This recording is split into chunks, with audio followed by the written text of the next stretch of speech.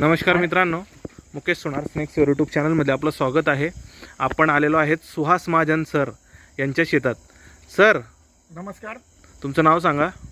मी प्राध्यापक सुहास महाजन सर यांच्या शेतात आलेलो। 20 मिनिटापूर्वी फोन केला, तुम्ही लगेच आले आहेत आणि आज मोठा नाग रेस्क्यू करणार आहात इथे। बरोबर, हे आमचे शरद मामा पण आले सोबत आणि ही कुटुंब या ठिकाणी राहत असतं। हे यांच्या शेतात कामाला आहे।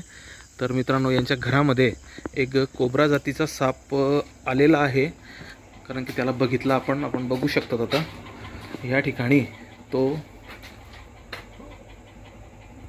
बसलेला आहे बघा मित्रांनो, तुम्हाला त्या होलमधून तो कोब्रा दिसेल। टीव्हीच्या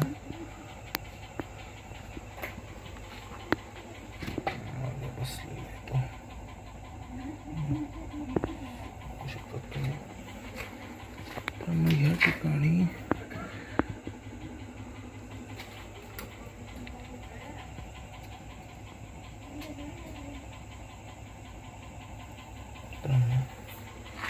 तर आपण याला आता योग्य पद्धतीने रेस्क्यू करणार आहोत।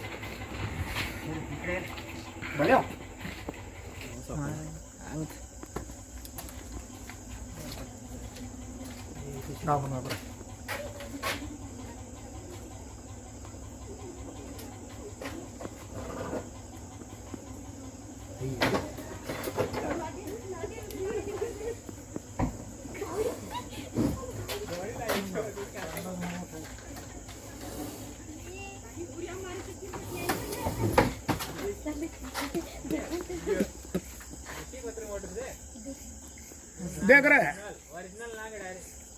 कतरू जल्दी पकड़ू रे, बस रे इथे थांबले। मित्रांनो, मॅक्झिमम या सापाची लांबी 4.5 फुटाच्या वरती आहे। बघू शकता, हा इंडियन स्पेक्टिकल्ड कोब्रा। साधारण वय किती असेल याचं? मित्रांनो, अशा ठिकाणी साप रेस्क्यू करण्याची गरज नाही आहे, पण फॅमिलीच्या भीतीपोटी आपल्याला या ठिकाणी साप रेस्क्यू करावा लागतो।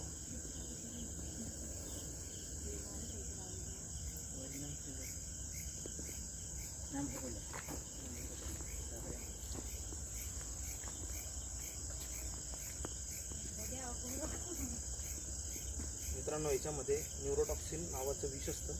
असा साप चावला तर सिव्हिल हॉस्पिटलमध्ये लवकरात लवकर पोचलं पाहिजे, जेणेकरून ज्या व्यक्तीला साप चावलेला आहे त्याच्या जीव वाचेल। मित्रांनो, आपण आता याला उशीर न करता बॅगमध्ये पॅक करून घेऊ। मागे बॅग आहे, मागे बॅग आहे, मागे बॅग आहे।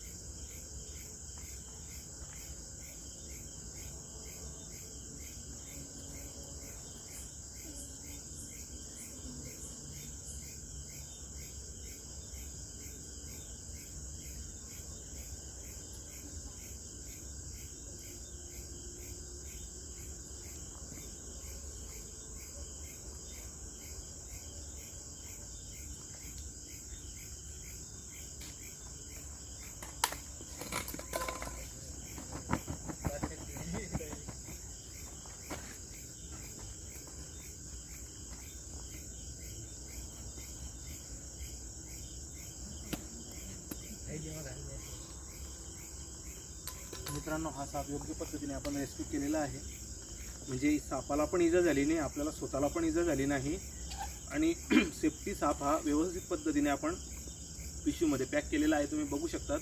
मित्रांनो, असा साप पकडण्याचा कोणीही प्रयत्न करू नका, साप मारण्याचा प्रयत्न करू नका, कारण की सापापासून मानव जातीलाच भरपूर फायदे आहेत आणि निसर्गाला पण फायदे आहेत। तर मित्रांनो, इथे व्हिडिओ थांबवतो। जय हिंद, जय भारत, वंदे मातरम।